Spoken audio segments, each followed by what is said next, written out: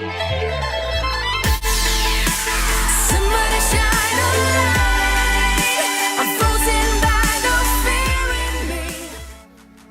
guys, welcome back to another MLB Perfect Day in 18 video. Today we're going to be talking about my farm system, also known as my alternate account. So as you can see, the screen might be a little different. I don't know, I'll have to figure it out. But this is the account on my iPad. This was originally, I had another account that was linked up to a Facebook account, and I think this was the one, but I used this throughout the course of last year, and basically what it was just a fun account where, you know, I did some things. I did a Red Sox themed team series there and some other things. We buy players from my other account. Now, I do this occasionally if there's an expensive player who's really high enhanced level and maybe he's not selling as fast as I would like. Or there's a card that's not selling and I decide that, okay, I really want to, you know, dispose of this card, so I'll send it to my farm account. And basically what happens there is I just do whatever with it. It doesn't really matter to me because I get the coins on my main account. Or I guess I should say GP, whatever it's called. But so that's useful there. It's not like the transaction is actually not even that good. So you gotta be a little careful with it because there's a tax on the the auction block. Right now there is a event going on, but every single time you sell a card, it will take 30% off. So you're only getting 70% of what you really sold, and that at the end of the day, that's a big chunk of change that you're losing. So in fact you're probably losing coins when you transfer back and forth like that, but that's besides the point. Let's go to my team here and take a look. So, well, actually, I'll go to my team here.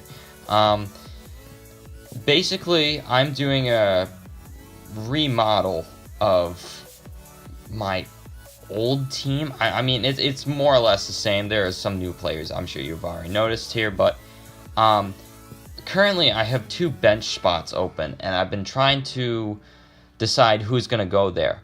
Now, I have come up with some ideas, and I decided, okay, first of all, I decided to get rid of Eugenio Cespedes +5. You just saw him there. And I also decided to get rid of Andrew Benintendi. Both of them were cards that, well, they both played left and center field, so that was kind of redundant. They weren't really needed.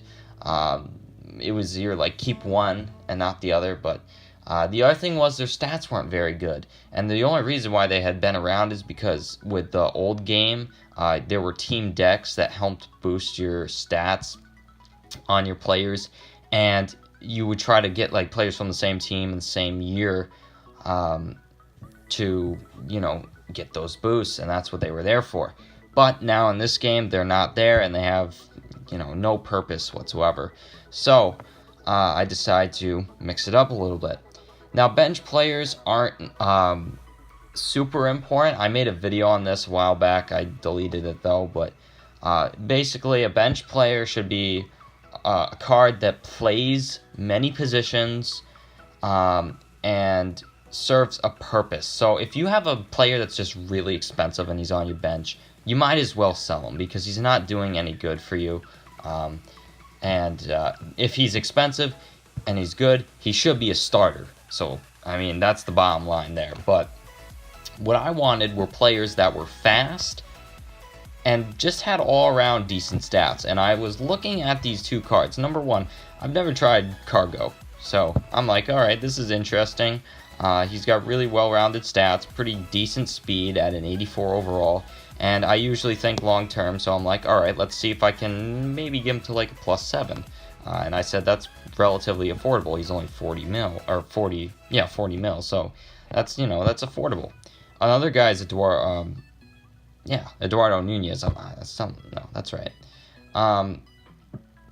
But he is another card that I was looking at. He's a little bit faster, but he doesn't have as good as hitting stats.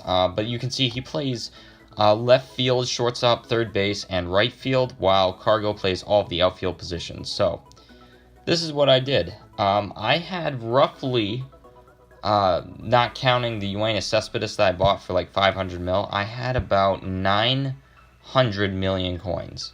And I had about 600 diamonds. And I just went on and I bought a ton of those Nunez cards, and I bought a ton of Cargo cards. And this is what I did. I went over to boosting players, and I boosted them up using, the system, and I got them to a +7 and a +6. So now I have the cards on my alternate account, or the farm account. And basically, what I'm going to do is I'm going to test these players. And over the course of, I don't know, maybe a week or so, I'm going to try them out and use them and see how I like them.